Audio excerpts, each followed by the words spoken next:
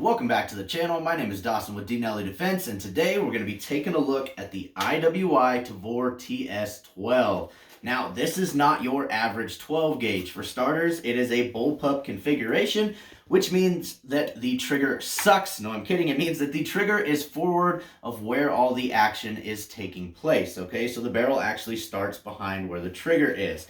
Now, this does a couple of things. For starters, you are able to fit a standard size barrel into a more compact package. That's really cool when it comes to CQB type situations or maybe home defense, different things like that. It can really shine in those areas. So pretty cool. Now, another thing that it does is it allows most of the weight of the gun to actually be back here, closer to your body. So when I'm holding it, I can hold this thing one hand, it's close to my body, and I'm not going to get fatigued. I can do this all day long and it wouldn't be fatiguing to me, okay? I cannot do that with other shotguns or any gun that has more weight towards the front because you just start getting fatigued. That is really nice, and it comes into play when you are actually shooting this gun, okay? So when you're shooting this gun, it is really well balanced and it seems to come right back down onto target every single time, and you're able to get pretty darn quick follow-up shots with this thing. So I really do appreciate how they designed that. Now, speaking of the trigger here, it is clear. We're going to go ahead and ghost this trigger for you. So you can see that there's a little bit of take up. You hit what's kind of a wall. It's pretty rough take up there. And then creep, creep, creep, creep, and then it breaks. Okay, so there's no definitive wall or anything like that. That is something that is normal of all bullpups, right? Not just the Tavor TS12, and it's because they have to have a different trigger system because the trigger is so far forward of where everything is taking place. So it's not a light, crisp trigger. That being said, the usability of this trigger is extremely good. You can get very quick follow-up shots and you don't notice it at all when you're actually running and gunning with this shotgun. So that being said, it's not actually an issue. You have your safety right here that is easily actuated. I just push with my knuckle when I go to do something, right? And then easily click that off with my thumb whenever I'm done, okay? So I'm not ever accidentally bumping that on or off. They thought that out very well, and it is in a very convenient place. Now, the really cool thing about this shotgun that is probably one of the best things they could have done is this 3-tube design here, and they are rotating tubes. So what this allows you to do, they carry 5 2 3/4 inch shells or 4 3-inch shells, plus one of the chambers, either 16 or 13 rounds. That is a lot of firepower. Now, as many of you know that like shotguns or just know in general, that shotguns capacity is, well, it leaves a lot to be desired, okay? This gun is remedying that quite a bit. Now, that is a lot of firepower that you can put in this. Now, what this does is when you expend all the rounds in one tube, the bolt will lock open, and let's say I had more rounds in one of these other tubes here. When I switch, I push this lever right there, switch and lock that one in. If there was rounds in there, it would send the bolt forward and you're able to just keep going through all of those rounds. That is a very, very cool feature, okay? Now, again, the way to switch between the tubes is this little lever right here. Some people, depending on how long their finger is, hit it with the back of their knuckle to actuate it, or you can just push like that and you can actuate it as well. Now, I have been holding it, I've seen a lot of people hold it down here. I like holding it right here because I feel like I can pull it in tight to my body, and when I go to switch between the tubes, it's really easy to be pretty quick with that, okay? And then be right back on target and where I need to be, and it feels like I can control any kind of muzzle rise or anything that I'm getting when I'm shooting this. So very, very cool.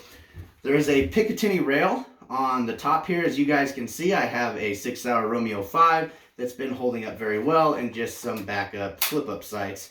As you can see, you guys can put whatever the heck you want on there. It does come with M-lock on the side, so you're able to put a light on there, and I do plan on doing that, and I'll do a separate video once I get it completely set up. As of right now, I've got about 375 rounds through it, and I've had one issue, okay? Now, it is cycled perfectly, but what was happening, and it started around 150 rounds, is when I would expend all the rounds in one tube, and I would switch to the next tube, and it didn't matter how many rounds were in here, it wouldn't quite pull that shell out of the tube and actually put it in, or actually chamber that round, okay? So it just kind of gets stuck in purgatory, and if I just press the bolt release, then it would send it home. So it's not a huge deal, but I took it apart, I cleaned it, deep cleaned everything, and brought it back out to the range. It continued to do it, and so I did what I normally wouldn't do, and I've seen a couple people do that did fix the problem,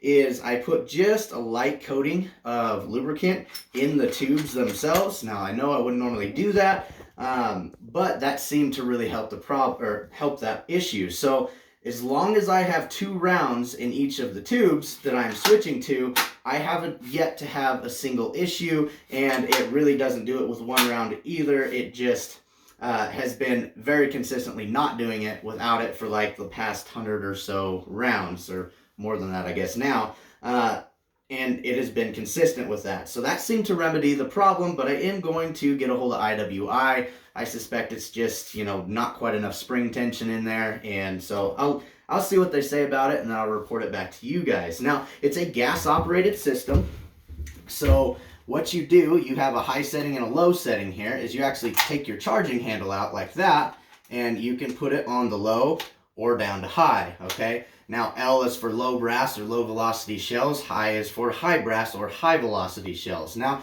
the high velocity shells really make a difference, or not necessarily make a difference, but switching it to that does make a difference. You can feel it when you're shooting it. It's not quite as much recoil as a lot of other shotguns. So that's something, again, that I do appreciate, and something that might be a little bit too the balance and weight of this gun. So far it has been really, really cool. Now, another thing that it has is you can load this from either side, right?